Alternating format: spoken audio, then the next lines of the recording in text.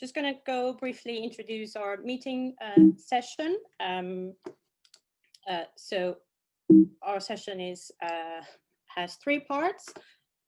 Sorry. For the first part, we have 4 presentations, 4 different speakers giving their different perspective on the impact of COVID on the NTD programs and consequently the goals. We'll do the 4 talks together, and then we have a Q&A at the end. So please, if you want to ask a question to the speaker, please submit your question through the chat functionality. On the second half of the session, the second hour of this session, we will go into parallel breakout discussions. We have 3 breakout groups. You, as the general audience, will be assigned to the group you've selected during registration. After the breakout groups, we will come back into plenary, and then the breakout group chairs and rapporteurs will summarize the key findings and the key questions and findings from the breakout group discussions. So stay tuned for the talks. I realize there's still a lot of people joining, but because we are on time and we don't want to be late, let's start with our first speaker for today, which is Professor Deirdre Hollingsworth. She's a professor of infectious disease epidemiology at the Big Data Institute, University of Oxford. And she leads the Bill and Melinda Gates Foundation funded NTD modeling consortium.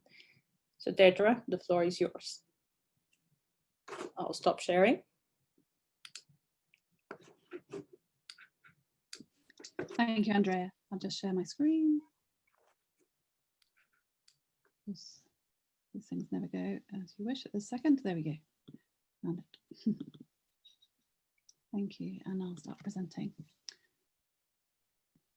Great, thank you very much. So it's a real pleasure to be here, and thank you to everybody for their time today.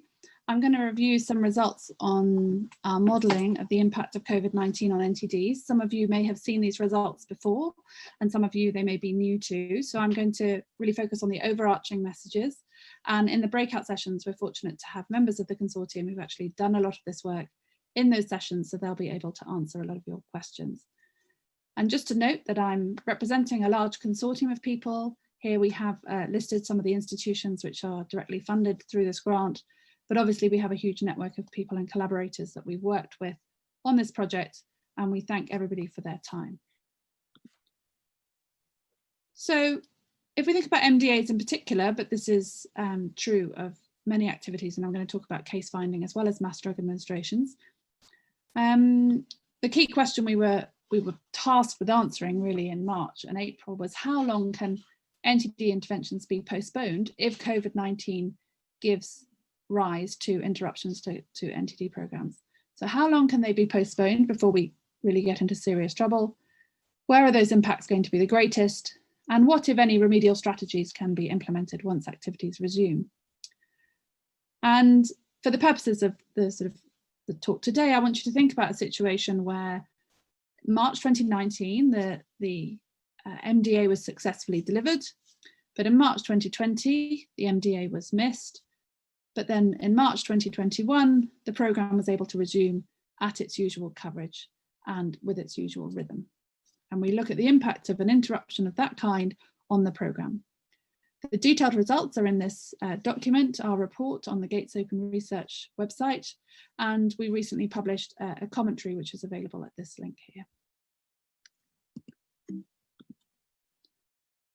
So if we think about an annual mass drug administration with reasonable coverage, and we look at this grey line here, year after year, each round of the MDA pushes the level of infection in the community lower and gradually leads to achievement of the elimination as a public health problem goal. And here we're looking particularly at the example of schistosomiasis, but most of the points I'm going to make right now are about any mass drug administration. So let's imagine that in 2020, this round of MDA is missed. So the level of infection grows in the community, and then we restart the program. And you can see the program continues to have success, but it takes it longer to reach the 2020 goal. So there's this delay to the 2020 goal. And there's an additional burden of infection, which occurs because of it's taking longer to get the level of infection in the community down. So the longer the delay, the bigger this impact is going to be, and the program will fall further behind. And also the rate of transmission is very important. So the higher the rate of transmission, the faster this line goes up. If it goes up faster, you can see that more is lost in the delay, and it's going to take longer and more effort to get back on track.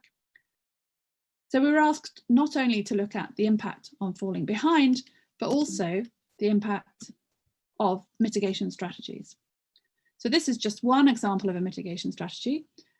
So this is an example where when the program resumes in 2021, not only do we see, not only does it come back as it was, but it actually comes back stronger. So this is with high coverage and including adults in the schistosomiasis program. And you can see that yellow, the level of extra infection in the school-aged children is reduced in this scenario, and the goal is reached at a very similar time. And so there are opportunities to mitigate this impact through resumption of programs, possibly at higher coverages or possibly more frequently. So, and this is just an example of a very simple model. If we think about a program which is delivered every year, and then we have a scenario where we miss a round and we do 2 in the following year. So for example, if we miss the 2020 round, but we do 2 rounds in 2021, we can actually get back to the same place we were at. And so there are opportunities of delivering the 2020 round in 2021, which is what I believe is being discussed, particularly for trachoma, which may mean these programs get back on track fairly quickly. But it's really important to remember that coverage is such a crucial element of the impact of these extra rounds being delivered in 2021.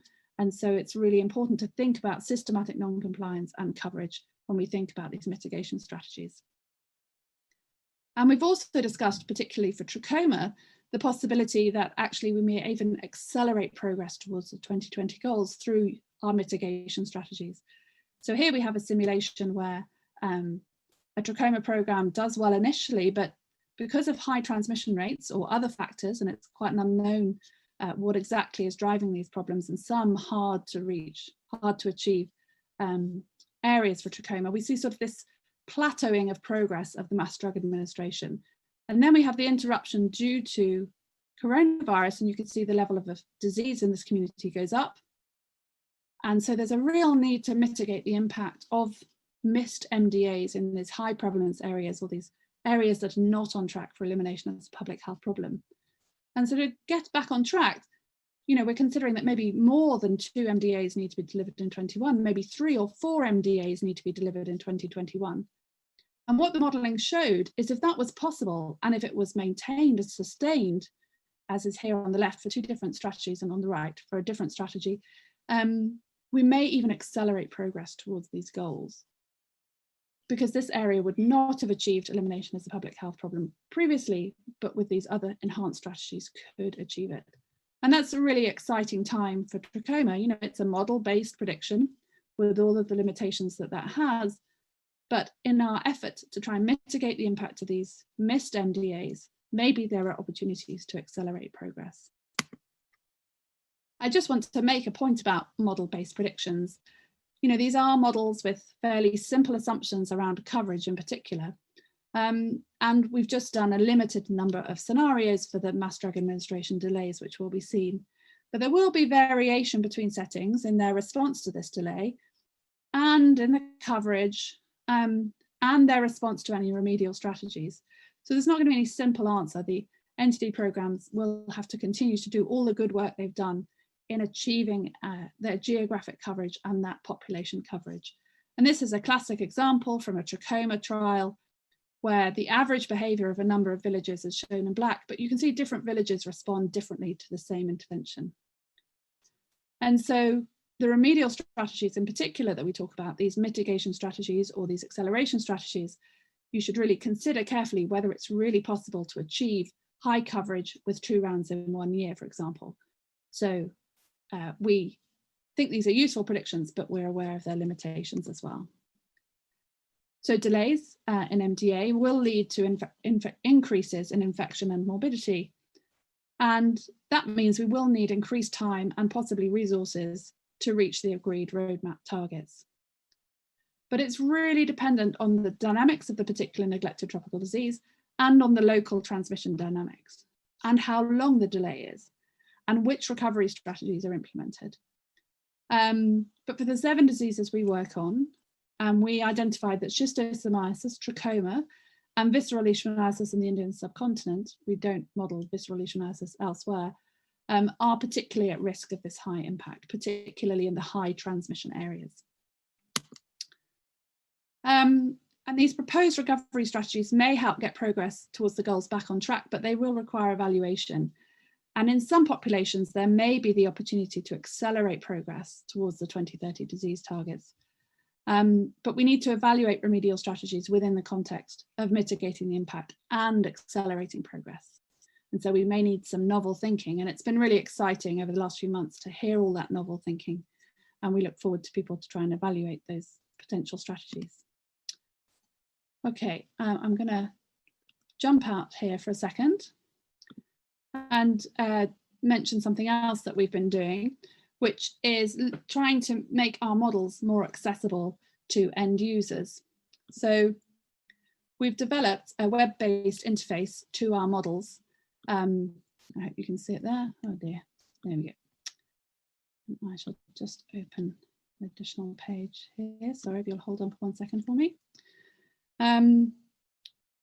So if I choose trachoma as an example, and this has been done in partnership with ESPEN, so we're very grateful for their partnership in this project. At the moment, we're only releasing it for LF and for trachoma in Ethiopia, but it's a path towards giving you all much more access to our projects. So we're going to start with trachoma. And then we're going to choose Ethiopia because, as I said, we're currently releasing this for Ethiopia.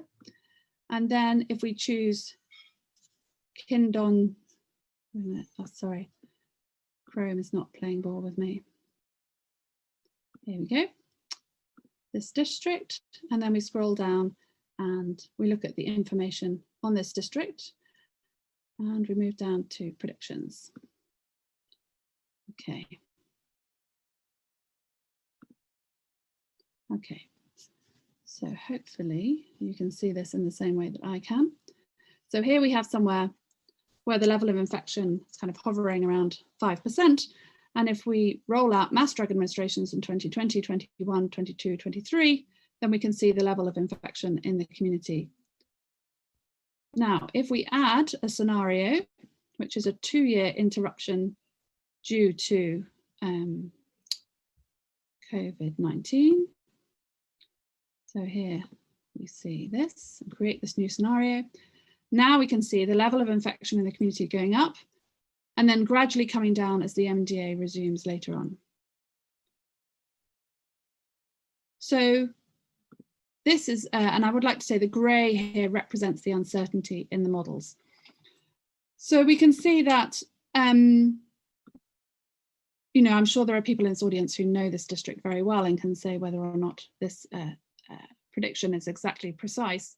But what we want to do by releasing the models in this way is to understand what's the best way for you as people working in these districts or generally on these programs, about what's the best way for you to understand how we use these models, how can we give you access to these models, how can we let you play with these models. So for example, if in this 2022 round, there's actually lower coverage, what happens if, you know, the delay is actually longer, what happens, so we can update the scenario. You know, what are the scenarios which we should be including in these simulations? What's the most useful way to present these information to you? And we really look forward to hearing your thoughts. This meeting is more about the general impact of COVID-19 on NTDs, but we are going to provide a way for you to give feedback on this interface and also to access this interface, of course, in order to give that feedback. And we'd be really interested to hear what you think about that. So I think I'm going to wrap up there. I'm going to leave with my summary slide here. And I'm just going to finish with one comment about case finding diseases. This presentation has been quite focused on mass drug administration, but the challenge for case finding diseases is if COVID-19 leads to a reduction in case finding, we may see numbers fall, but that's not representative of what is going on in the underlying transmission. And also in the same way that for MDAs, we're thinking if you come back, you're going to have to come back strong. There's going to be a real challenge for case finding diseases when these programs are able to get out and test people again. There may be a big backlog of cases, and we really want to see a drive to come back strong with these programs as well, to alleviate and mitigate a lot of these the impact of these interruptions. But I'll finish there and hand back to the chair. Thank you very much. Thank you, Deidre, for the great talk. Just a reminder again, we'll do questions at the end, so please submit your questions through the chat functionality.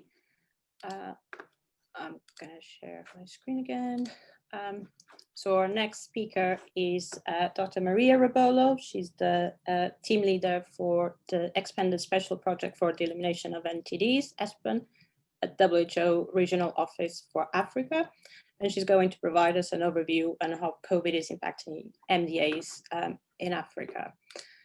Maria, I'm sharing your slides. Thank you so much, Andrea. I hope everybody can hear me well. Yes. Yes, excellent. Okay. Yeah, so you can just put it in presentation mode. Thank you. And I was really pleased to see this presentation from Deidre, since I come, how important it is for us to really see the impact that delays cause in the programs. It's really terrible to see how we can set ourselves behind all the amazing and really lose so much in terms of the impact that these programs were having. And I was actually much more interested on seeing that, the impact of the delays, more than actually the mitigation strategies, because from the point of view of the programmatic at Afro level, we understand that talking about doing 2 rounds, 3 rounds, 4 rounds of NDA seems like a beautiful dream, but the truth is that we rely on the amazing donations of billions of tablets. Every year we manage more than 1 billion tablets of donated medicines in the African continent, and it is extremely difficult or probably impossible to think on duplicating, triplicating, or quadruplicating these donations. The same happened with the cost of the distribution, that in Africa we are struggling to reach 100% geographical coverage because it is difficult to mobilize enough resources. Therefore, the opportunity to demonstrate that the impact of this is really not good and that we have to resume programs and strengthen our programs as soon as possible, I think is a critical message that I definitely extracted from that presentation. If we can go to the first slide, I am going to share with you some of the African impact that COVID is having in our region or continent. So in April, we did the first preliminary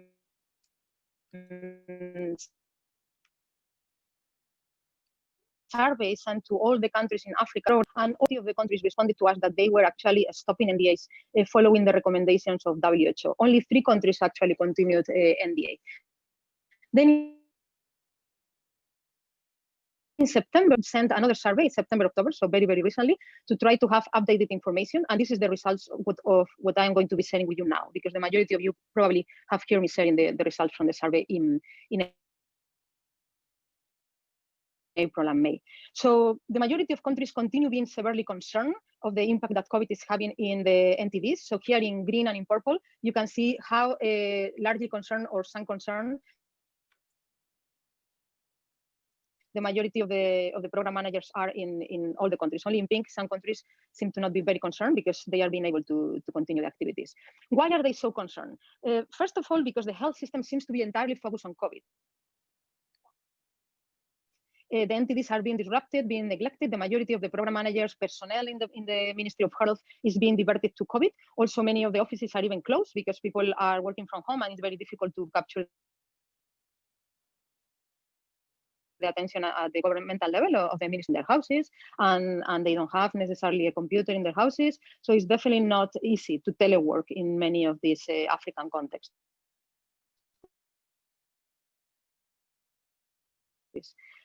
Also, the traditionally shift to an STH medicine distribution remain closed and have been closed for a long time due to COVID, and therefore they have also produced disruptions on the distribution of praziquantel. The fixed centers where people used to congregate themselves for the distribution of medicines were also not possible because of the social distancing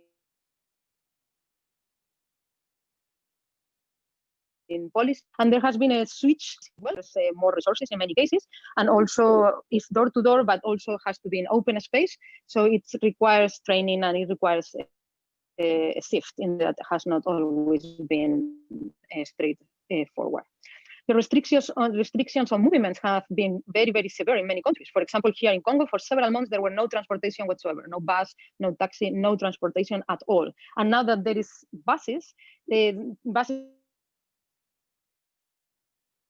that typically could carry maybe 100 people, they can only carry maybe 8 people now because they have to maintain all the distancing, etc. So that means that restrictions on movements are being also very critical, and that also disrupt the possibility of doing trainings and doing other types of activities that are required to organize an NDA. That was always part of the cascade training of the NTD programs. And as I said, it's not as easy to always do teleworking in the conditions that we face in our countries. The mass drug administration campaigns have, as I said, transitioned to more a house-to-house approach. And the NTD interventions, the budgets have also increased because many times the program managers have requested to include in the budgets the mitigation measures, such as the protective measures. Also, there has been quite a lot of effort on the development of SOPs and the innovative ways to try to do NDAs, and has taken some time of the NTD staff, and not all the countries have been able to actually conduct that important exercise and activity. Also, something extremely critical that has happened has been the expiration of medicines and diagnostics. In many situations, medicines were due to be utilized in 2020, and unfortunately to these delays, the time passed, and we have seen actually, sadly, very, very sadly, millions of tablets expiring in many situations. So this has been really horrible. Next one. Next slide, please.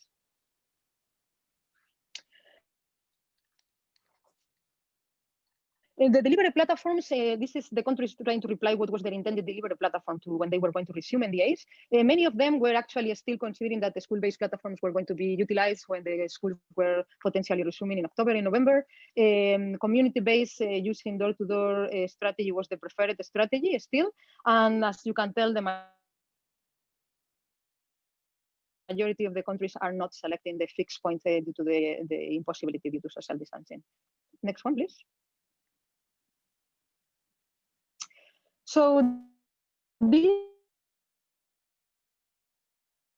is regarding a question on how many countries were actually planning to restart NDA. So 21 countries have planned to restart NDA for LF, and I will share the information at the very end, the countries that are planned countries, STH. But as you can remember, in the country, in the region of Afro, we do have 45 endemic countries. Therefore, it's left that is still superficially implementing NDA. Next one. Some of the challenges and coping strategies that the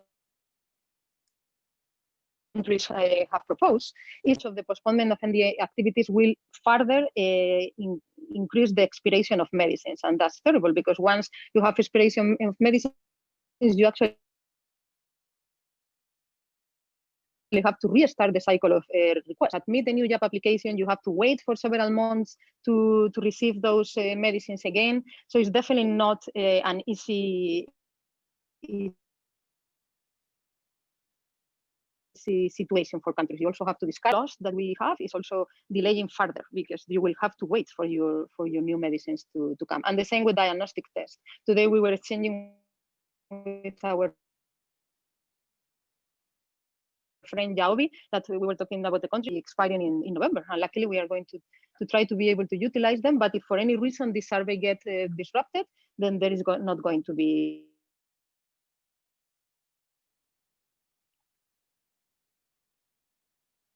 etc. Requires several months minimum, half a year minimum, for receiving new medicines or new diagnostics.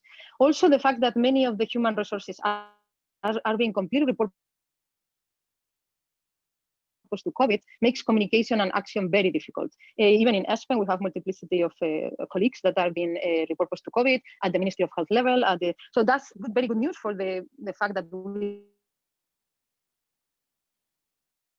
have had impact on COVID response, but bad news term thing is actually not being such a short-term thing. The months are passing and the personnel is still repurposed. And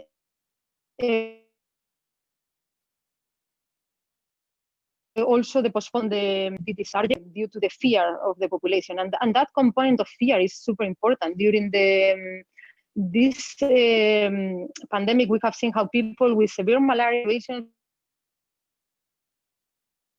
that require hospitalization, going to have fever, they think people are going to stigmatize you, they are going to quarantine you, they are not going to. So that component of fear is actually critical. So in a continent where so many people have it's a challenge for people to approach the health facilities due to other things, and this is causing further delays. Also, we are seeing delays and reduction in the quality of the job applications and in the inventory requires going to the districts to assess the stock of medicines, missions, and all those things obviously are being delayed. Some of the coping that the countries are putting in place is to try to shift to a door-to-door distribution of NDAs that again require some training and require people to be aware and be in the house when the distributions are happening. This is the most critical opportunity since hygiene has been highlighted a lot during COVID and is such a critical component of the NTD programs. We have seen an opportunity here of integration. On the safe delivery of NDA in the context of the COVID pandemic, the development of integrated awareness messages with how you can track all other diseases like guinea worm, trachoma at the same time they are tracking COVID. Difficult to implement in the field, but certainly important. Coordinating with the COVID response in sensitization and again, an hygiene. Trying to increase the telephone communication, for example, the continent. Enhancing really the messages that ESPEN has developed on the advice on how to safely restart the NDA in the context of high endemic settings during COVID, doing contingencies, quarterly plans so that we can have more micro planning and quicker actions, and etc. If you can go to the next one, please.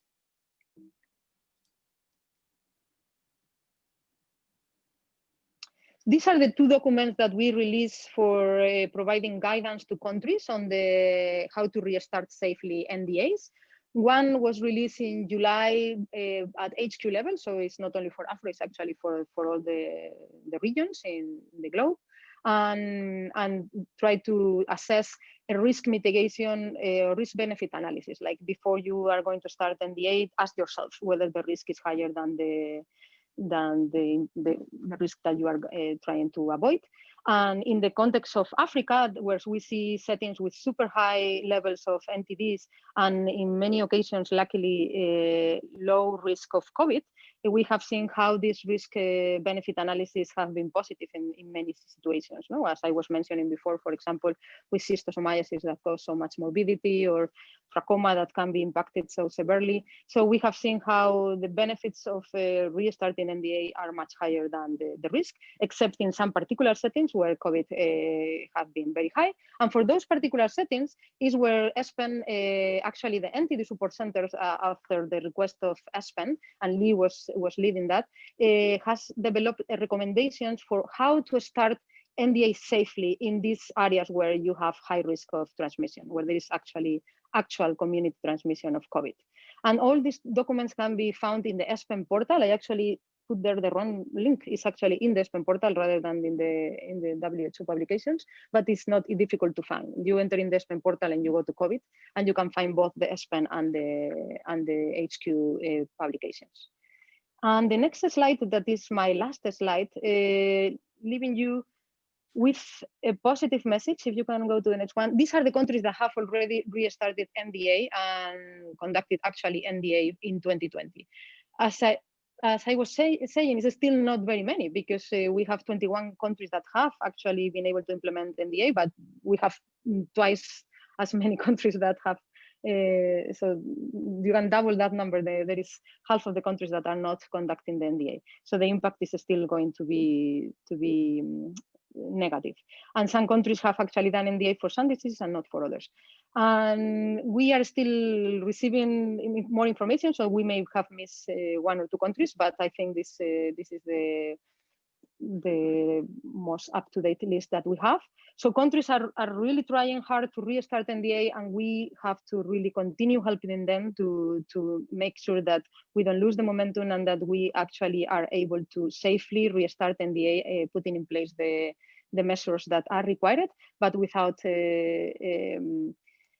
thinking that we can only rely on mitigation strategies like doing twice, 3 or 4 times a year NDA, knowing that that's going to be difficult. It's going to require a massive shift that may not happen. So for now, I think it would be critical for countries to resume NDAs as soon as possible, and use all the safety precautions that they know they can put in place.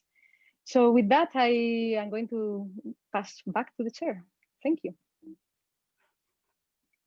Thank you very much, Maria, for the great overview. Sorry.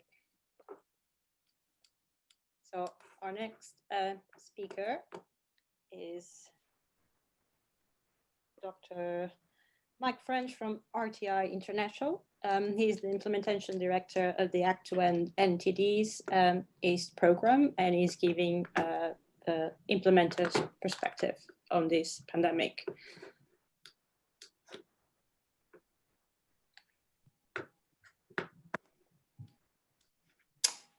Excellent. Thank you, Andrea. I hope you can see my screen. Thank you for inviting me. It's great to be here. Thanks to Deirdre and to Maria for those great presentations. I think a lot of the comments I have kind of build on those or are related to those. As Andrea said, my name is Mike French. I work at RTI International, and I work on USAID's Act2End-NTD's EAST program. And I'm great to be here discussing this. I would also mention that I'm kind of representing the discussions we have with our consortium partners, and also with the Ministries of Health who we support to run their control programs.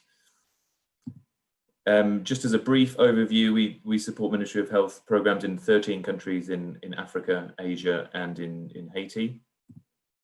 And just to reflect that we are kind of a broad consortium of 9 partners, and all of the input of the partners has been necessary for the work that I'm about to talk through, and we recognise their fantastic inputs.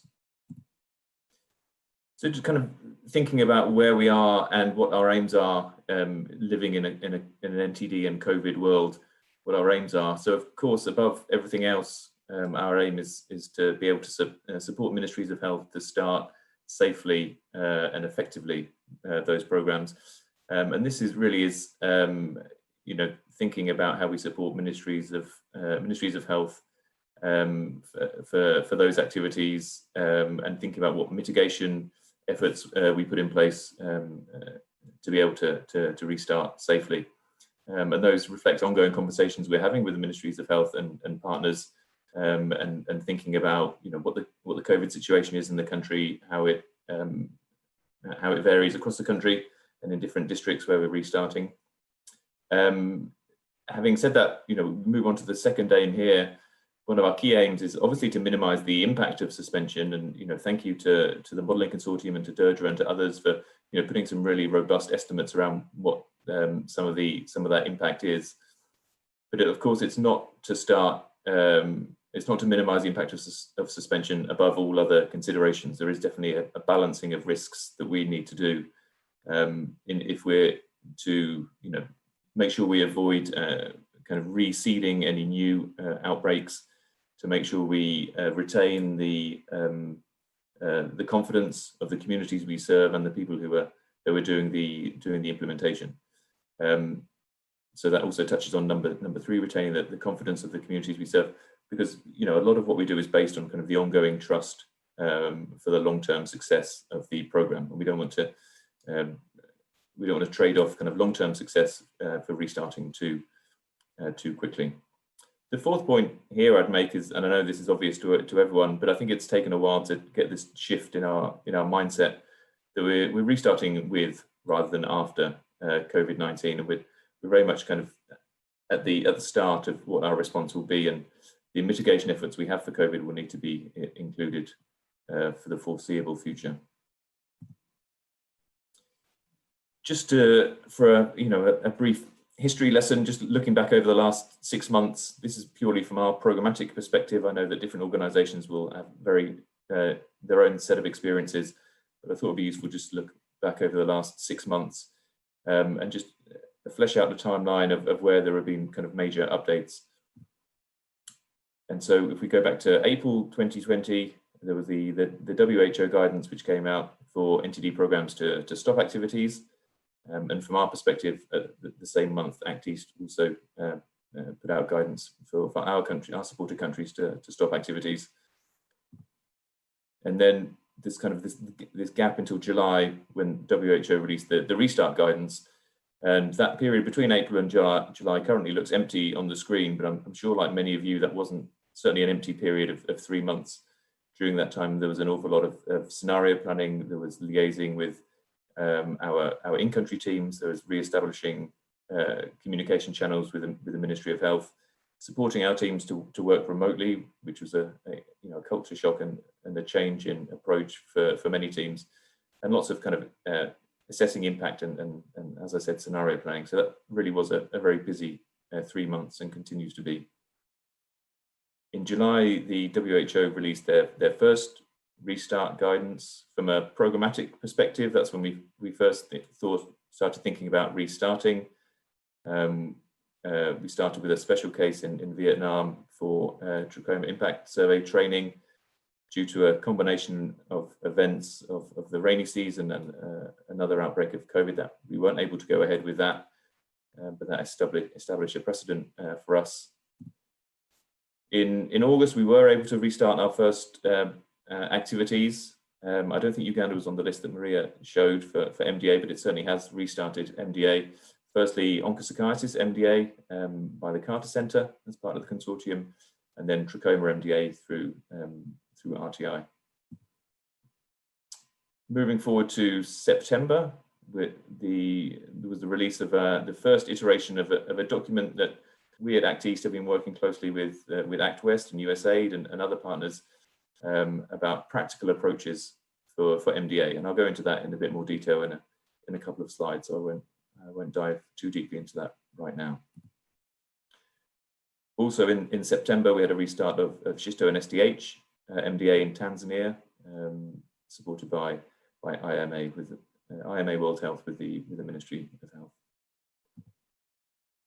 And as Maria identified, also in September, ESPEN released their MDA restart resource. Moving forward to this month, it feels like it's been a long month, but we've had restarts in DRC for trachoma pilot surveys, which seem to have gone very successfully. and also for Indonesia, lymphatic filariasis surveys. And we also have surveys in Haiti, which are ready to go when the situation allows. So that's kind of where we've been, looking at this kind of one box at the end, which is future, which I think covers a kind of a multitude of sins, because there's a huge amount of activities to cover in future. First off is we're looking to release additional resource guidance documents. Firstly, about how to implement LF surveys, and then also one for trachoma surveys. There's a big piece of work, an ongoing piece of work around how we share lessons learned. That's between countries and externally as well, and how we can share lessons as a community. And then there's planning across all other activities and countries, really recognizing that we're not looking back on this as a review of a job well done. We're looking back on this as a review of what has gone on so far, and preparing ourselves for the many additional steps which are to come. Moving on to think about some of the programmatic considerations for restarting programs. I mean, it's fantastic to hear about some of the mitigation strategies, some of the catch-up strategies that have been talked about, and to see some of the modelling beside that. I think it's important to spend a couple of minutes kind of diving into some of the more prosaic, kind of the programmatic, financial and logistical constraints which we need to consider as well, because those feel like the bread and butter of public health programs that sometimes don't get the attention that they really are crucial to how we're able to implement successfully. So I'm going through this in kind of no particular order, but starting at the top, the COVID situation itself.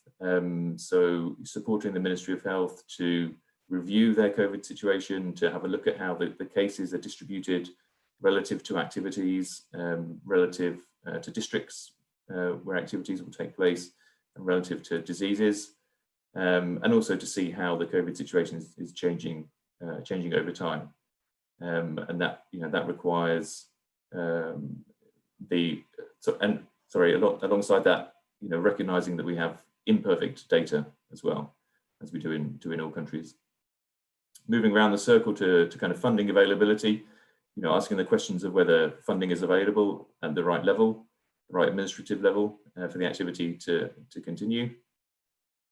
Again, I think we're moving on to drugs and diagnostics availability, whether drugs are available in the right quantity, in date, and at the right place, and similar with diagnostics as well. That's a huge logistical challenge, and I think Uta mentioned something like that in one of the comments about we shouldn't underestimate something like drug availability. That's huge. Moving again to the bottom hexagon, focusing on what mitigation plans are ready to implement for activities, and recognizing that this may require new standard operating procedures, supervision tools, training tools, and how do we support the Ministry of Health to develop those and to roll them out and to make sure they're followed in the field. Moving around again to communication. And so this is really about how we communicate with the communities and the districts, A, about what our plans are going to be, what we're coming in to do, and B, to reassure them that we're not going to be part of the problem. And also related to that, making sure we're not part of the problem, making sure we have the plans in place to ensure we're not seeding future COVID outbreaks.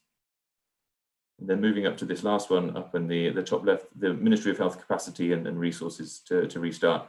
And I think this is something that Maria touched on about the focus, the human resource capacity of the Ministry of Health and other partners to really focus on NTDs when it could well, for very good reasons, have been drawn away by COVID.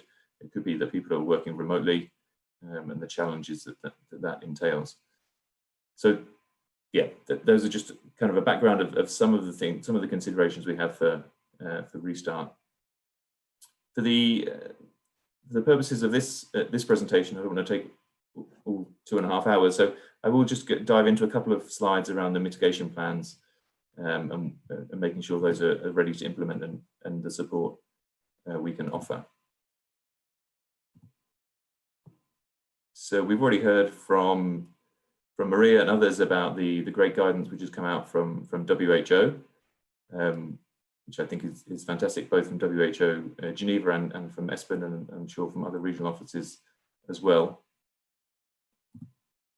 Following on from that, we at ACT East, in partnership with our colleagues at ACT West and USAID, and really drawing very heavily on our in-country teams and expertise, developed this kind of practical approaches document, which this one focuses specifically on restarting mass drug administration safely. And I will just give a plug for it. It's cited on the NTD toolbox, and I can share that link a bit later. But the aim of this document is really, it's a resource document for ministries of health to use and adapt and to tailor to their own needs. So they have a how-to guide, we're calling it, to be able to restart activities safely and effectively. And it really builds on and aligns with the WHO guidance, which has come out previously, to give some more of that kind of nitty-gritty information about restarting. As we said earlier, this one is focused on mass drug administration, but future resource guides will be developed for lymphatic filariasis surveys and also for trachoma surveys. So we're looking forward to those documents. I would say that these are kind of living documents. They do get updated every now and again, and so please do check the NTD toolbox for changes there. And just to dive into it in a bit more detail, it really runs through some of the kind of the key areas of restarting an MDA. So starting from coordination, moving through to what communication is required, the training elements, moving on to drug distribution, supervision, and then really one of the most important areas, the documentation and the learning and adapting afterwards.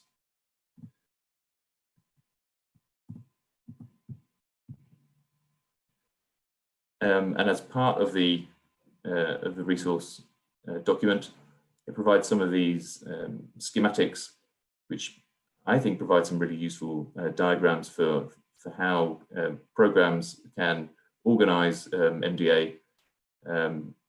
So this one here is an example of household MDA with COVID-19 precautions. There are also examples of school-based MDA and also fixed point. And hopefully these are useful to ministries of health for them to adapt to their own needs and to restart programs. One of the other things we found to be incredibly important, and I'm sure other organizations and programs are finding this as well, is making sure we have frequent updates from the field, so we can hear what's working well and what isn't working so well, and we can course correct where necessary.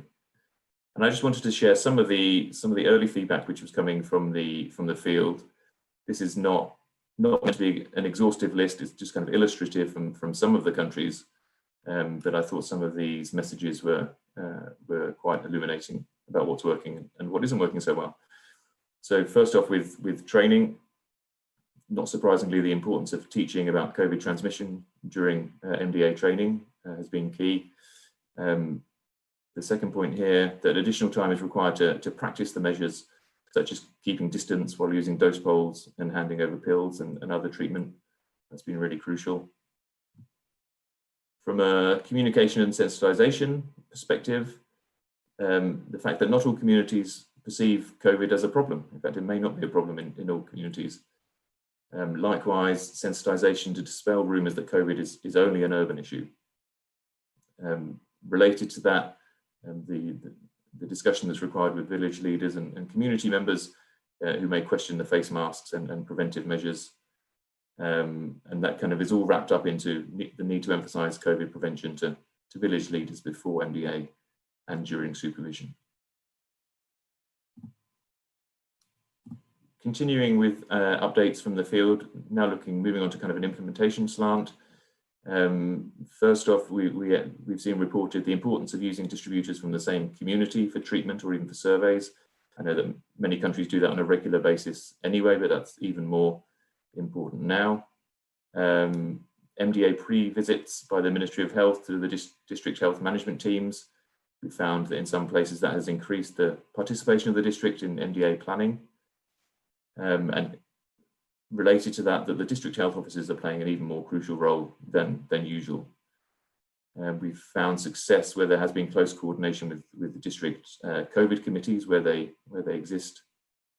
And then a couple of other more general points. We have found in some places that there's been an increase in the rural populations with a shift from the urban areas during the pandemic, and that can result in some drug availability issues. And then finally, kind of extended time is required as we learn and follow new standard operating procedures in the field. So that's updates from the field too. And then just finally, a focus on supervision. So the development of supervision, standing operating procedures, checklists, we found to be very important, and not just people who do it, not just having one, but also that someone is able to review it and to follow up on activities as they go on. Where remote supervision is required, recognizing that extra effort is needed for that. I think one big issue is the challenge of ensuring what goes on in training really translates to what happens during implementation. And then a couple of other issues, some kind of real-time feedback that hand washing can be more time-consuming and sanitizers for drug distributors maybe faster. I think two big issues remain: crowd control of curious children, we called it. We've seen some examples of challenges of social distancing of children watching MDA.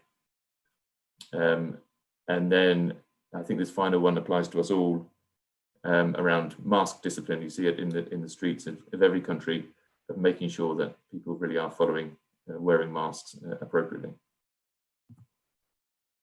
So then just I know I've probably used up my time, but to think about some final key lessons. I think first off, we need to be aware that approaches need to be context specific, and context specific to the country, to the district, to the disease, and also as the COVID situation is changing. The second one I think is around adaptability, recognizing that we need new approaches, we need to use local knowledge. Oh, sorry, I got muted there. Adaptability, we need to use local solutions and approaches to make sure we can implement successfully. Thirdly, I mean, really we need to be realistic about what is achievable, and I think that's a message which has come out from Maria and Deirdre's presentations as well. It's a real challenge to restart any activities if we're being honest, and so let's not try and run before we can walk. Let's make sure we start in kind of a phased manner. The frequent updates from the field plus course correction I think have been crucial. Recognizing that the situation is dynamic and infection can increase as well as reduce, and the need to identify under what conditions would we consider pausing activities again. The strength of the relationship with partners is more important than ever. I would say some humility as well, recognizing that sometimes we're good at polishing and identifying what has gone right. We also need to be clear about what is not working so well, and be clear that we're trying new things here, and so some things won't work so well. And finally, just reflecting on the mental well-being of the staff and the people we work with, who are also kind of facing their own challenges and working remotely and facing new situations. And then finally, just the acknowledgements, everyone from the Ministries of Health, everyone involved in planning, the Act East and Act West Consortia, USAID, and Maggie, Megan, and Molly for helping with the presentation. Thank you. Thank you very much, Mike. Great presentation. Use a bit more of your time. So let's move on to our last speaker today. So it's Dr. Hannah Slater, and she's a research scientist at PATH. and she's presenting malaria control during COVID-19 and the potential integration of NTD interventions.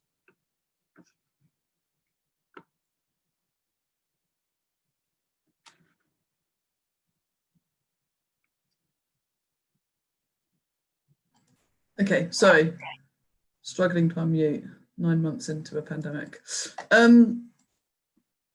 Okay, yeah, so I'm going to be talking about malaria control. First of all, thanks very much for inviting me to this meeting. It's a real honour to be here, and I've already learned a lot from the speakers this morning. So, yeah, happy to be here. So, as soon as the COVID-19 pandemic started kicking off, we all started thinking about what the potential impact of this was going to be on malaria. So there were concerns that there would be delayed intervention campaigns, a compromised supply and availability of RDTs and anti-malarial drugs. There were concerns there might be changes in the way people sought treatment for febrile illnesses, and also there might be reduced capacity in the community, at health facilities and at hospitals to treat people with malaria. So lots of sort of different areas of concern. So in terms of the delayed intervention campaigns, there was a concern that these would either be delayed or cancelled. There's three main interventions that are delivered in this manner, sort of the mass campaign. So there's LLIN distribution. So 27 countries in sub-Saharan Africa were due to get bednet campaigns in 2020. So these are the areas shaded in red, in blue. And as you can see, this is a lot of the high endemic malaria countries. So these countries actually account for 85% of the burden across the continent. So it was sort of very urgent and important that these campaigns went ahead. 14 countries were planning to do SMC campaigns. So that's seasonal malaria chemoprevention, where anti-malarial drugs are given to children under the age of 5, 4 times 1 month apart during the rainy season to clear parasites and protect them from being reinfected. And then also IRS campaigns, so indoor residual spraying, was planned for 32 countries. We haven't mapped that because that's typically conducted much more focally. So there was a lot of big malaria campaigns planned for 2020. We're also concerned about the supply of ACTs, so anti-malarial drugs, and RDTs. This is a really nice map from RBM, the Roll Back Malaria Initiative, was able to actually track this. And yeah, looking at the map on the left, we can see that a few countries were pretty sure about their stocks for 2020. So these are the countries in green, but also a lot of countries were in this yellow and blue colours. So either low stock in country already, or stocks were going to be dependent on the successful delivery. And then a similar pattern for RDTs as well. And these maps were very dynamic and very changing over the course of the pandemic. And at various points, there were various concerns about different countries. There's also a big concern about actually the need for anti-malarials. So if the RDT supply was compromised, then there was a talk from governments about moving to presumptive treatment of malaria, in which case more anti-malarial drugs would be needed. So it was trying to understand the sort of dynamic picture of what was available and what was going to be needed. At the beginning of the pandemic, there was also a big concern about the RDTs themselves. So Abbott, which is, maybe I shouldn't name them, one of the big RDT manufacturers, initially planned to swap or shift their resources to focusing on making COVID RDTs rather than the malaria RDTs they were making. So this raised huge concern, and this is where the WHO really sort of stood up and were pretty amazing in managing to negotiate that and managing to ensure a continued supply of RDTs. There's also reports of increasing costs of all the commodities. So what the countries have budgeted for has been able to afford might not necessarily be affordable anymore. Also, some famous Americans suggested that chloroquine might be useful for COVID treatment. So there was a lot of repurposing of chloroquine away from malaria control as well, which was a particular problem in Vivax affected areas. So reduced treatment seeking behaviours. So many African countries quickly introduced lockdowns after the identification of their first COVID cases. This is a nice graph I found on the right here from the BBC. So the black line is the timing of the first case, and then the sort of start of the coloured section is when they started implementing either local or national lockdowns or recommendations. So you can see that at the beginning, maybe there was a bit of a delay to reacting, but as we moved on with the pandemic, countries were suddenly making recommendations very, very quickly. A lot of these recommendations included lockdowns, so there was a concern that that would affect people's treatment-seeking behaviour and whether they'd feel they had to stay home and weren't able to go and seek treatment for their fevers. So this behaviour was observed during the Ebola epidemic in West Africa, where treatment seeking for febrile illnesses, for malaria, was reduced about, I think, by about 20% in Liberia. So there was a concern that this could happen again, which would obviously increase both the severe malaria because people weren't getting effective treatment quickly, but it would also increase transmission just because there's more infectious people in the community. There was worry that the health facilities and hospitals would become overwhelmed with COVID-19 cases, so this would be a lack of doctors and nurses to treat patients, and also just a lack of hospital beds and all the other sort of services that the hospital provides sick patients. There were concerns that there'd be supply chain disruptions, meaning stockouts of RDTs and anti-malarial drugs in these facilities, and also reduced staff available to care for patients because, as we know, the rate of COVID-19 is typically higher in medical staff than the general population. There's also concerns that community health workers wouldn't be able to continue to deliver their services as planned, either because people didn't want to go and seek treatment from them, because the community health workers didn't want to continue with their tasks because it was engaging in risky behaviour, or they weren't able to be supplied with adequate PPE.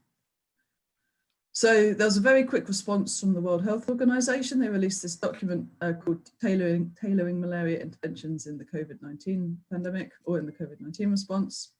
This was released on the 3rd of April 2020, so pretty soon after this all began. And it provided specific guidance on how to safely continue to deliver every single malaria intervention. So like a real detailed breakdown of each of the interventions and how to continue it was provided to countries. Some of the key recommendations from this, there's a real focus on governments and partners maintaining all the prevention and case management approaches that were currently planned, and to focus on protecting healthcare workers and the clients and the patients, and to make sure they are working in a sort of flexible landscape and managing to update strategies as needed in relation to what's happening with COVID-19. At a subnational level, programmes were implored to continue delivering interventions, even if there is a risk of COVID-19 transmission. All intervention delivery should be updated to include recommendations for personal and community level protections. Case management was recommended very strongly. This includes the exploration of multiple causes of fever, as there was concerns that febrile illnesses might get misdiagnosed as COVID rather than malaria, or vice versa, and also that there would likely be co-infection of both infections in highly endemic malaria areas. So just making sure that the sort of case management pathways were being considered. There's a lot of talk in the document about making changes to treatment guidelines if necessitated in response to COVID. So this included things like switching to presumptive treatment if RDTs became unavailable, and also a really strong emphasis on community engagement, communication, SBCC, to just encourage people to continue using interventions and continue to seek treatment upon developing febrile symptoms. So how could NTD programs benefit from the continuation of malaria interventions? And I should probably say at this point, basically all the malaria interventions went ahead as planned in 2020, which is a hugely remarkable effort, and kind of at the beginning, no one really thought that would be possible. So obviously a big part of this were the bednet campaigns, which would obviously benefit the vector-borne and vector-tropical diseases, particularly the ones that have the same mosquito species and the same indoor bedtime, nighttime biting behaviours, so like LF, for example. The recommendations that people should continue to seek care should also benefit the NTD diseases, meaning that people are just going to be seeking treatment and getting adequate treatment properly. SMC was actually continued in West Africa. The distribution method for this is house to house. So this raises questions of could MDA for NTDs have been included in these campaigns. So yeah, could the drugs have been sort of delivered at the same time as these healthcare workers were doing the SMC? And in particular, if the MDA campaigns for NTDs were going to go ahead anyway, you'd kind of want them to be done in an integrated fashion anyway, because that's really reducing the number of people that are having to travel around the country. It's reducing the number of contacts each healthcare worker and each individual is going to have. So it seemed like something that could have just been a preventative and safe measure to have done regardless. This pandemic has really put a strong emphasis on the need for strong surveillance systems and strong supply chains. So if this is something that countries are going to refocus on, it makes sense to integrate NTDs from the start in this and ensure that the supply of the drugs and the monitoring of cases is being integrated. And then WHO has put this strong emphasis on communication, community engagement and SPCC as part of the malaria response. So there's no reason why NTD messaging shouldn't be included in this, whether it be the use of interventions or sanitation or anything like that. It makes a lot of sense to just incorporate that at that point in time. I'm just going to have a slight segue and talk about some modelling. I think as Deirdre invited me to give this talk, I couldn't possibly give a talk without mentioning modelling. So at the start of the COVID pandemic, WHO, the Gates Foundation, the PMI and other groups approached a group of malaria modellers, including myself, to ask us to look at modelling these various things. So it's kind of what I've discussed already. So the impact of delayed intervention campaigns, the impact of reduced treatment seeking or reduced access to diagnosis and treatment. They also asked us to look at expanding the impact of current interventions. So they termed this extraordinary measures. So this is kind of like, if we do more now, we can reduce the number of fevers in the population, we can take the burden off the health facility and allow it more capacity for treating COVID-19. These were kind of the areas that were considered. Very quickly, the Malaria Atlas Project group, which were in Oxford and now based in Perth, released this document here. So this is the potential impact of health service disruptions on the burden of malaria. This used geostatistical modelling approaches to look at the impact of reduced treatment and reduced bed net campaigns. So this is the impact of what would have happened if all 2020 LLIN campaigns were cancelled. There was a 75% reduction in routine bed net distribution, and there was a 50% reduction in access to effective treatment and case management. So you can see there's quite a high range of increases in malaria cases from this, but the thing you really notice, I think, is that the number of deaths is much higher. So if we pick out a country, let's go for DRC, we can see there's about a 10 to 15 increase in cases, but then about a 60 to 80% increase in deaths in that country. So a lot of this is because of the reduction in access to treatment of antimalarials. So if people are getting sick and are unable to have those infections treated properly, then the mortality rate is going to hugely increase. So with this scenario, there'll be an additional 382,000 deaths. If the bednet campaigns continued, but the treatment reductions were still in place, there'd be an additional estimated 211,000 deaths. So the main findings from this analysis were that the reductions in access to effective treatment would have a bigger impact than the disruptions in bednet distribution. They predicted a bigger impact on mortality and mortality than morbidity due to the role of antimalarial drugs in preventing these severe cases from progressing to mortality. And there's a lot of country variation as well that we need to consider quite carefully when we're looking at the impact of these interventions. So what were the 2019 bednet coverage levels? If they were pretty high and a 2020 campaign was cancelled, then maybe you're not in too much of a problem because people will already be able to use their nets from last year. If coverage was already very low and they were long overdue, a new campaign, then they're going to be having a much bigger impact. There's country-specific case fatality ratios that the group use, and also there's different levels of current access to diagnosis and treatment that's going to affect things.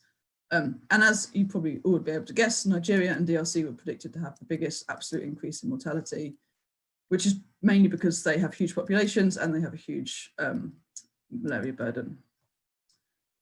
We looked at some modelling. This was some work we did for PMI, looking at the impact of these extraordinary measures. So it was thought that actually in West Africa, the peak of the malaria transmission season kind of coincided with the start of the COVID pandemic. So even if you wanted to implement something extra in those regions, you wouldn't have had time to source the drugs or train the staff or implement anything. So then sort of some focus shifted towards the Southern African countries. So here on the right here, each red line shows the malaria seasonality curve of the first administrative unit in each country. And you can see that, I can't actually see the dates. You can see that the next malaria transmission season is predicted to kick off sort of around now, sort of November, December sort of time. So then in these countries, it was thought maybe there's time to get something in place in order to be able to implement these extraordinary measures. So we looked at different SMC regimens, so either 4 rounds to under 5s, 4 rounds to under 15s, 2 rounds to under 15s, or 2 rounds to all ages. So these were, the decision to look at 2 rounds was just the idea that you're going out into the community less, you're doing less risky behaviour. Maybe it's in the long run more cost effective to do fewer rounds. And actually in a lot of these countries, they're pretty high transmission, but for example, some of the countries like Zimbabwe are lower transmission, so the burden of malaria is much more spread out over a wide range of age groups. So the main thing we found out from this analysis was that 4 rounds to under 15s was more effective than 2 rounds to all ages, but they're not hugely different. So if you really were driving or striving towards an intervention that required less sort of going out in the community and treating people, then maybe the 2 rounds to all ages would be a pretty good option. We also looked at where it would have the biggest impact as well. Northern Mozambique came out as the most impactful. This was partly because there's quite a strong seasonality in this area, and also because they just have a very high malaria burden. So you're going to get a bigger bang for your buck. Partly driven by the modelling, partly driven by many other reasons.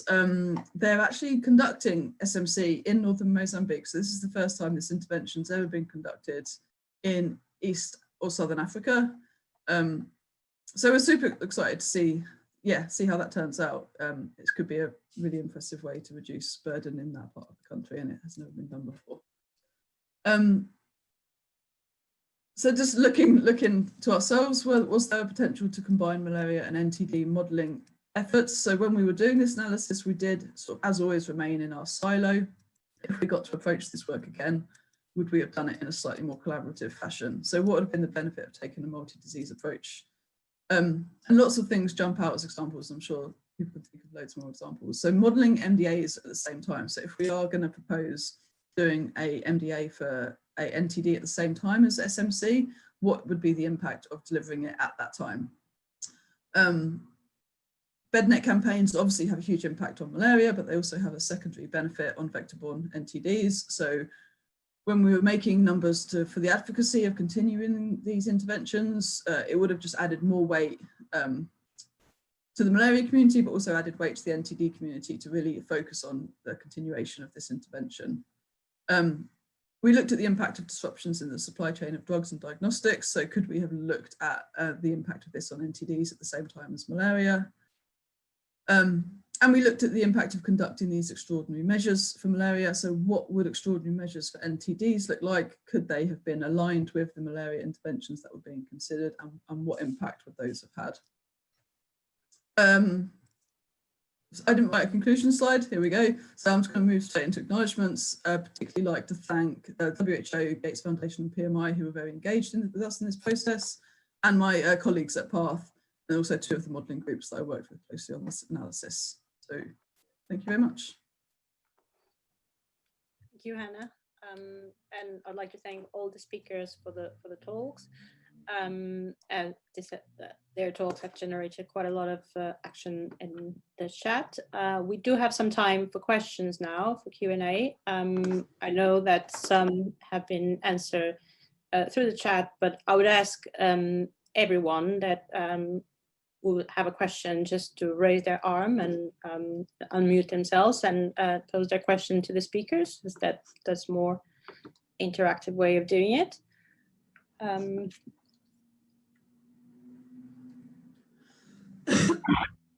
There isn't any volunteers, so there's a question for Mary Cameron. I think that's for Deirdre. What is the mitigation strategy for VL in the Indian subcontinent, given there's no MDA?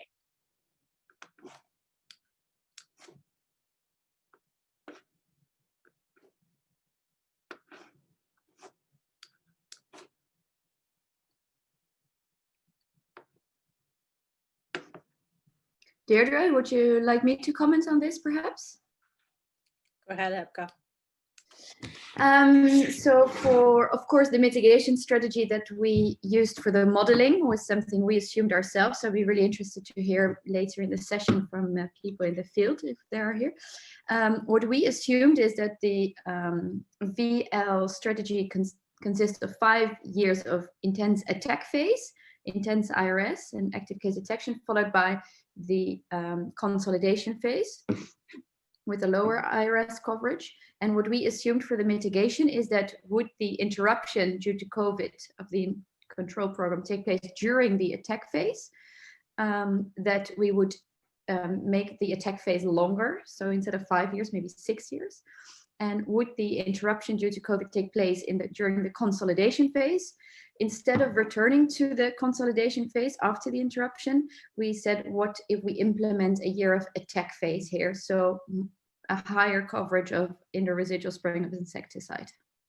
Mary, I hope that answers your question. Thank you, Epka.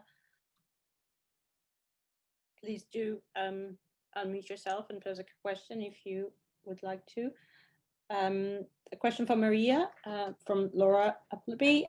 How much of the delay to MDA is from donor hesitation versus government versus operational capacity?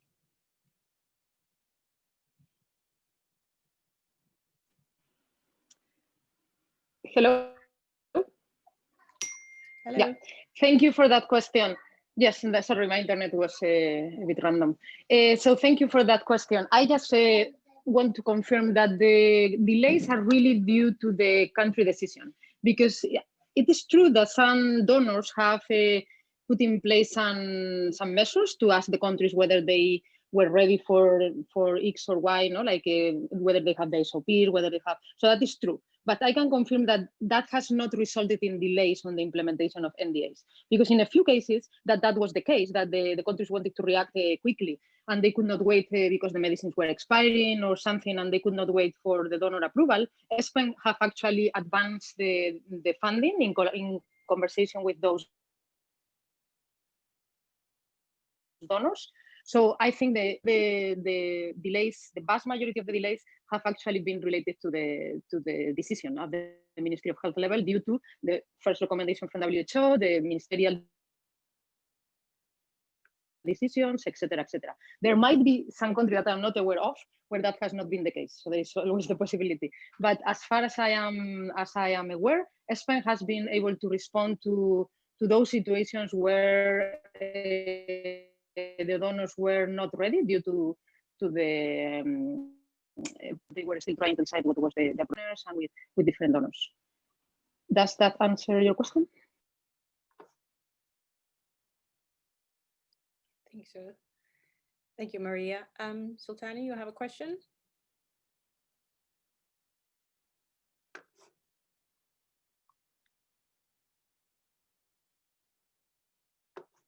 Yeah.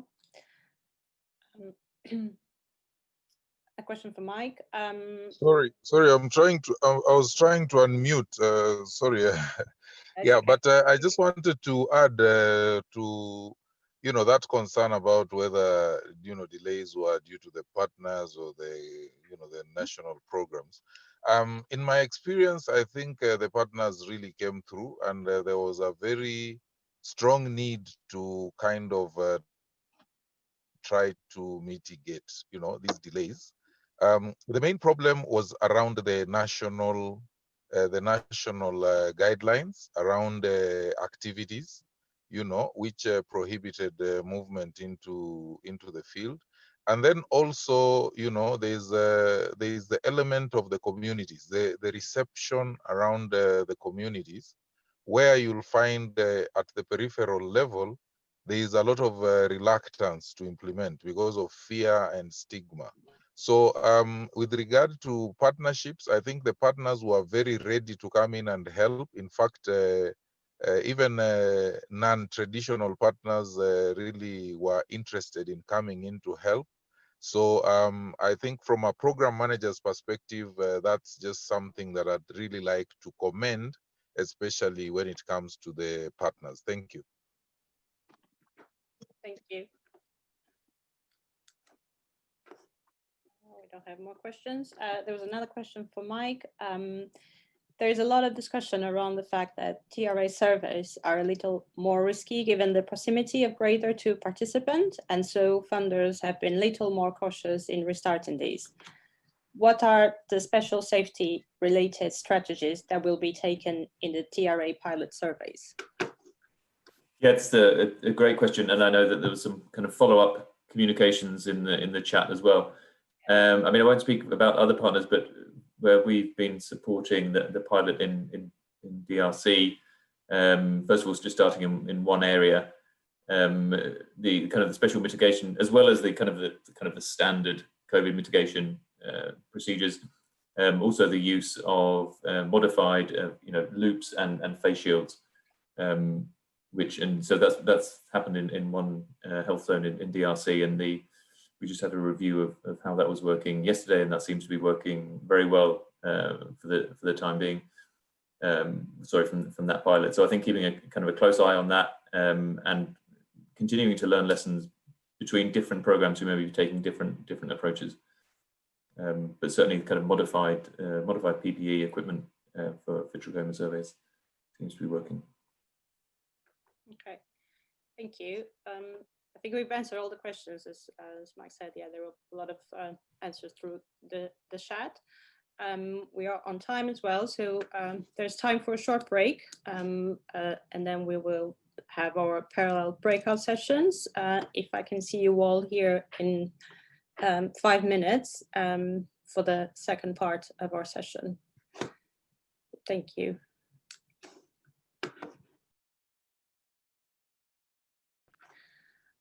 Welcome back, everyone. I hope you enjoyed your breakout discussion. For the last part of this session, I'll ask the chair and rapporteurs for each of the breakout groups to summarize the key findings of the discussion. Let's start with group 1, Dr. Maria and Dr. Federica, if you want to share.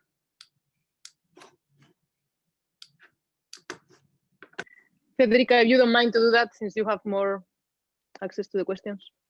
Yes, shall I share the link to the Slido, or so that everyone can see? I'll put that in the chat. You can share your screen. I think it's best if I put the link so that everyone can look at it. Okay. So we started off by having the panelists explaining the priority questions, and then through the discussions we ended up by identifying more of those questions that were then voted by all the participants.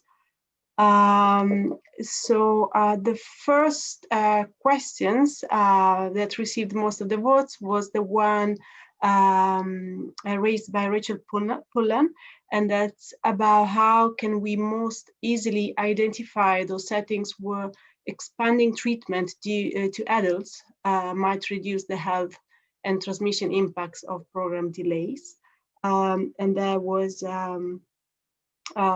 yes, basically motivated by the fact that even though some areas are already targeting adults, there are limitations to drugs and supply. So how to identify those areas to target, especially if we don't have data on adult prevalence levels. So which kind of data could we use, which kind of information, for example, information on occupational exposure or something else. Another question that raised a lot of votes in terms of the priority for concerns for schistosomiasis is the one raised by Roy Anderson. Is individuals' compliance to repeated rounds of treatment a more important issue to address than a missed round due to COVID-19? And also we discussed the kind of data and the kind of work that countries are doing to try and collect this longitudinal data that are needed to address these unknowns. And then we had a discussion about schistomorbidities as well. So which acute schistomorbidities will increase due to pauses, and how can we optimally focus resources to reduce the short and long-term consequences of child health. Related to that, we discussed about monitoring mortality due to schisto as well, if we have the right indicators and how well we're doing so. And then like an area of opportunity is what can we learn, if there is anything we can learn from COVID-19 with respect to, for example, communication strategies to increase the awareness and therefore try and increase treatment compliance. So I'll stop here, but of course there were more questions. These were the highlights. But Maria, please feel free to add anything if I missed anything to summarize the discussion. No, I think you did great, Federica, and I'm sure we can pass the full document with all the questions back to our colleagues in COR-NTD. Thank you. Thank you. Group 2, Deirdre and Amanda. Thank you. I think Amanda's going to summarize. Yes, I will, and I'll share my screen as well. Okay, so I'm going to share our Jamboard. So we have our sort of main questions we had in blue and the comments in green. So we started off talking about whether there were other strategies we're interested in other than MDA or different structures of MDA. And we were comparing specifically to F&E and moved on to this talking about whether this is an opportunity to look at investing some time into comparing FE with frequent MDA. But of course, we're not sure what the effect of FE is in a modelling context, so we could flip that question to say, how good does F&E need to be? We also discussed some kind of middle approach. So could we look at training caretakers when children are treated, or embedding TTT services into more general eye health services? Which then we led on to some discussion about some of the operational questions, such as the fact that there's going to be a backlog of people needing different types of eye treatments, such as cataracts. And in terms of thinking about different MDA programs, could we target younger children only in subsequent rounds? But most kind of programs are community-based, so how feasible could this be? But we think this could be feasible because targeted children could be more acceptable to parents. We also did a little bit of discussion on the cost of MDA, so what's driving these costs? Are we actually going to have any cost saving by treating adults only? And then there was a little bit of discussion about if there are any serial non-compliers to MDA. So if that's the case, that means they're always going to be missed, and there is some evidence of non-compliers. And then in addition, there's comment that in terms of delays to MDAs, they've not seen many delays longer to 6 to 8 months. And so perhaps no delays are longer than 12 months, so there should be opportunity to catch up. Do you want to add anything, Deirdre? No, that's great, thank you. Yeah, just a general call to health economists to help with the differing costs we're facing for house to house, but thank you.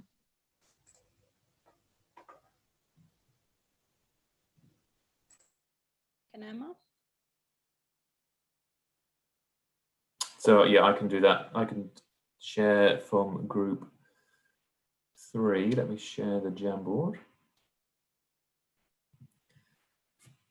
So we started from a position, actually, Dr. Ebkert set out a nice framework, and not at all ambitious framework of like 3 big questions of when to restart activities, where to restart activities, and how to restart activities. So we realized that those are much easier questions to ask than to answer.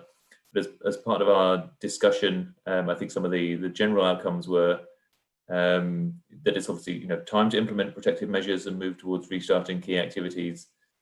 There's some discussion around the importance of prioritizing the most deadly diseases. There was a question of how to prioritize countries to start, and that turned into a discussion of, well, maybe we want to identify which areas or which activities within a country you'd want to start, maybe those which are kind of closest to their elimination, end goals. There was discussion around whether COVID precautions are well observed in the field, and that was recognised as a big challenge, and that it's sometimes difficult to engage with the populations that are being served. In terms of experiences from actually restarting, there was a nice example from Kenya that had implemented some small-scale schisto MDA, and that provided a ready opportunity to observe the challenges with adherence to the COVID messages. Looking kind of further forward, there was a call for how can we ensure that the focus on resuming MDA and surveys doesn't reinforce that big gap that exists between PC and IDM NTDs, recognizing that the majority of the focus of today had been on PC diseases. And then, I was going to say finally, maybe it's not finally, thinking about how we strengthen programs going forward, that COVID could be a big opportunity for WASH, for that sort of integration there. And also thinking about, hopefully, whenever a COVID-19 vaccine comes, thinking about what opportunities there may be to integrate with that. I think that was all from our group. Thank you. Thank you very much. So we're reaching the end of our session. I would like to share my screen.